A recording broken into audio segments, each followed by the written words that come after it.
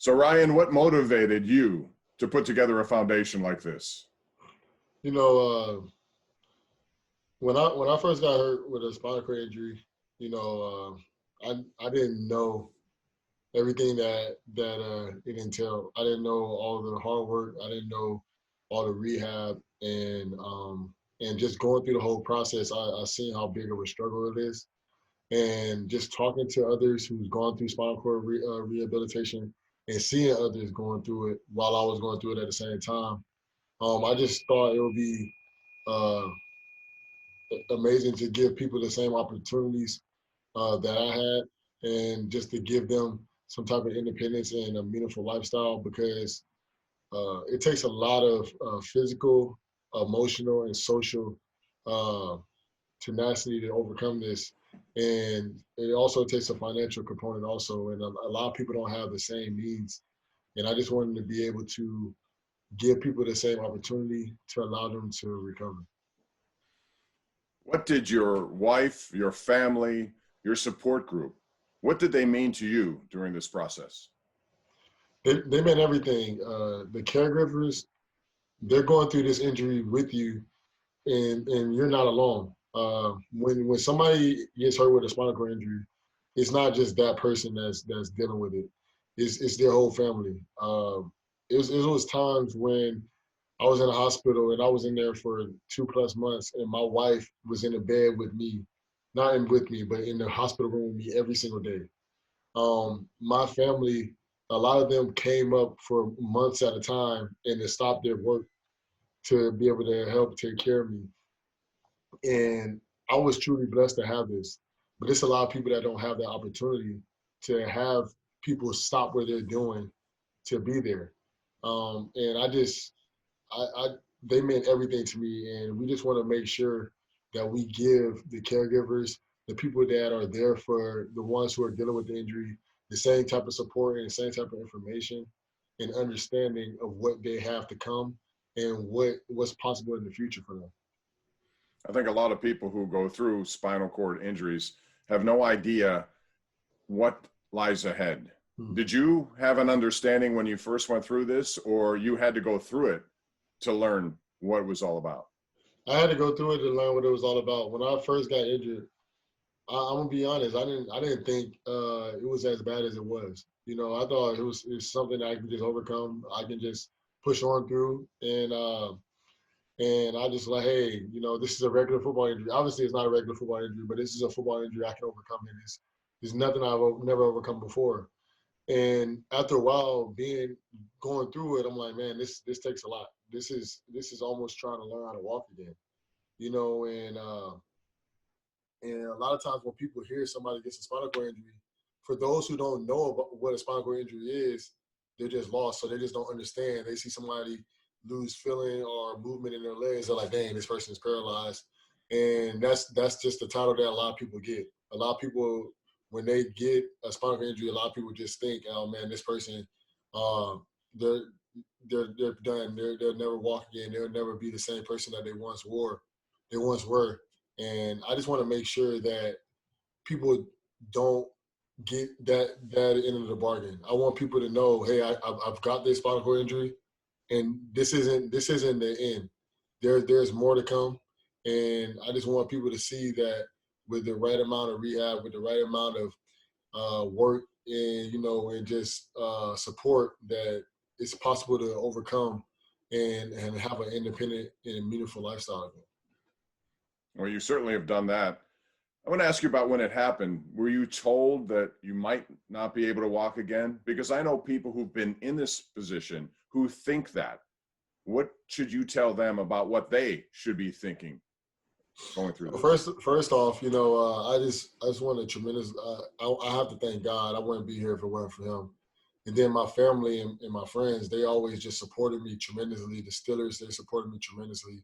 In the community, they supported me tremendously. Pittsburgh, they were my backbone. They constantly pushed me and prayed for me and helped me get through this. And I just want people to understand that when you believe in yourself and when you think that you can overcome this adversity, it's possible.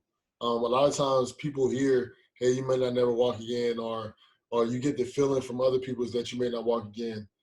People that were close to me talked to my family and told them, hey, I don't think Ryan will ever walk again. I don't think Ryan will ever be the same person. And, that can really tear a lot of people down, so just the support of all the people that wanted to see me play again, that wanted me to get better, that's what lifted me up.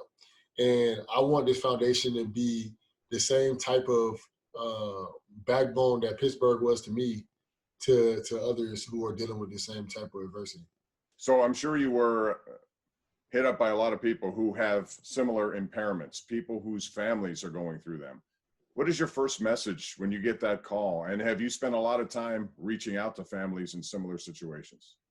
I do reach out to families sometimes that are dealing with spinal cord issues, and I just try to let them know, hey, first you have to believe that you can get better. The one of the biggest things for a lot of people is they fail to believe that they're going to get to where they want to get to. A lot of times people, they get hurt and they're like, hey, I'll never walk again. And it is a really trying time. It is a really tough time. But one of my first things to them is say, hey, think about where you are and where you want to be. And one of the biggest things I talk to people about is make sure you capture those moments. So when you are having tough times, you can look back at those moments and see how far you've come. Because everybody's made some type of progression. And when you're actually seeing those little progressions week in and week out, that pushes you even more to get further along the road. And that's one of the biggest components I like to tell them. And and you also have to tell the family the same thing, because you don't want any negativity to come in there and pretty much take away from any of the progress or feeling that you're getting. Did you go through any of those moments, any depressed times where you doubted whether or not you'd be able to get back to where you are? And there were definitely times where it was really tough for me. I try to allow people to see this is almost like a COVID situation. Right now everybody's kind of by themselves at home and just not being able to do the things that they want to do. And definitely going through a spinal cord injury, I definitely felt that, and I don't want people to feel that right now who have spinal cord issues. And that's why the foundation is trying to be a critical support for them and just be there for them so they understand that we're not in this alone. And I know a lot of people with COVID, they're feeling like they're alone, and especially in the hospital when you can't have people coming to see you and visit you. So that's why we just want to make sure that we're bringing that type of support and that type of community to those people. What did you learn about yourself that you may not have known about you before going through this? Before, I always just thought, hey, Ryan, I'm a great football player, and I always wanted to help others. But then, I just started to trust God and just see that, hey, sometimes He does things for a bigger purpose. And I feel that this is my bigger purpose, to be able to help those who've gone through unfortunate situations and those who feel lost. I know a lot of times people that are having spinal cord issues, they're constantly dealing with uh, a really tough adversity that a lot of people don't know about. A lot of people don't understand the struggles and the adversity and the hardship that you have to deal with having a spinal cord injury. And I feel that I just learned that sometimes you have to sacrifice yourself to help the greater good. And I try to do that with football, and I'm trying to do the same thing when it comes to helping those that's dealing with spinal cord issues. The night that you took the stage at the NFL draft to announce the Steelers selection, that served as an amazing amount of inspiration for other people who looked at you and said, man, look at how far this guy has come. What did that mean to you that moment? Well, that meant everything, because it also just allowed people to see that I'm doing better, but it also just showed others that are dealing with spinal cord issues that no matter where you are, it's a possibility you can get to where you want to go. You just have to put the work in. So I'm glad I was able to inspire others to just try to achieve more, and that's something that's really been important to me. Just being able to help others understand that just because of the hand you're dealt doesn't mean that you can't overcome it. Well, it's been terrific that way. I wanted to ask you also about, at the beginning of this, I remember you said publicly, or at least we heard, that you wanted to return to football.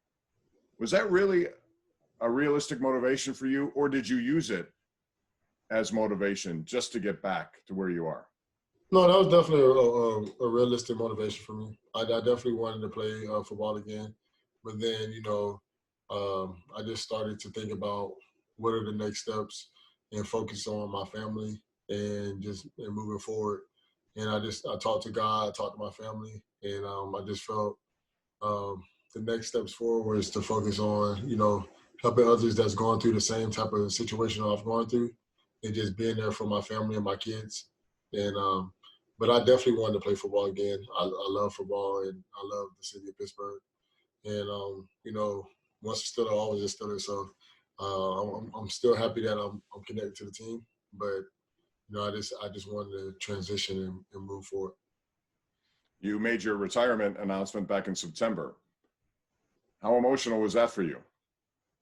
It was very emotional. It was a very emotional time. You know, um, and then I always wanted to, always, I wanted to play football for 100 years if I could, because that day, it's a. I'm not gonna say it's a child's game because it takes a lot more than it takes a lot of knowledge and focus on actually being great at your skill. But I've been playing that game more years than I can remember. I've been playing it since I was 5 years old. And I retired when I was uh, 28. So 23 years of my life was pretty much dedicated to football. So it was really a tough time, but at the day, I felt it was the right time. It was a moment that I kind of felt some type of clarity and freedom, and I'm just focused on what's next and what's What is now, which next? is the foundation. Which is the foundation. Okay, you'll be into that full time. Do you have any football aspirations beyond that? Right now, I'm just taking my time and just focusing on this, and then I'm just going to continue just to talk it over with my wife and just see what's the next steps from there. But um, I'm doing something right now with Spotify, which I'm on, and I'm doing a podcast. But I'm just taking it one day at a time and just focusing in on trying to help people with spinal cord issues, because I feel like this is an area that really needs some support, and that doesn't get enough attention. So I just want to make sure that I focus on this. Besides your family, the Pittsburgh Steelers, your football family, was side by side with you all the way through this. What did that mean to you? That meant more than you can even imagine, because first of all, that was my employer, but that was also my family. Just to know that you have somebody that's there for you, that's not truly your family, but that is your family, to help you get over any adversity, and just know that, hey, no matter what you're going to deal with in the future, we have your back. That just uplifted me so much, because it really showed that they supported me, supported my my future, and that they supported my family. And the city of Pittsburgh also, they really supported us. And I feel that's the main reason for the foundation, because of all the support I was given. And just the fact that I can give that back and be able to give that same type of support to others, to let them know that, hey, no matter what hand you're dealt, we're there, and we're focused on trying to help you out. I'm just truly glad that I'm able to do that and be there for those people. and I'm truly glad that the Steelers were there for me and for this foundation. So how could people help? Give us information about where they could find information and what they could do to help you in this process. You know, the way people can get involved is, we're really putting together a great team right now to address the issue, and we're looking for people on our team. It's ways people can help is by donating, by volunteering, and then another way that you can also help is by, if you know anybody that has a spinal cord issue or a spinal cord injury that you know, just take an extra step. Just reach out to them, see how they're doing, and just give them a call one day and just ask them, hey, would you guys mind if I, brought you over some dinner or bought dinner for you tonight? Because you just don't know how much that really means to people. When I was going through mine, it was a lot of times where, my family was so focused on me and my recovery that we weren't even thinking about dinner. And I know that's how sometimes people were dealing with themselves. So just giving a helping hand, helping those that are dealing with it, and just giving them a call, see how they're doing. And, people can volunteer, they can donate, and you can always learn more information on RyanShazierFund.org. That's where you can find out information there. We also have a Ryan Shazier Fund on Instagram, Ryan Shazier Fund on Facebook, and I'm also having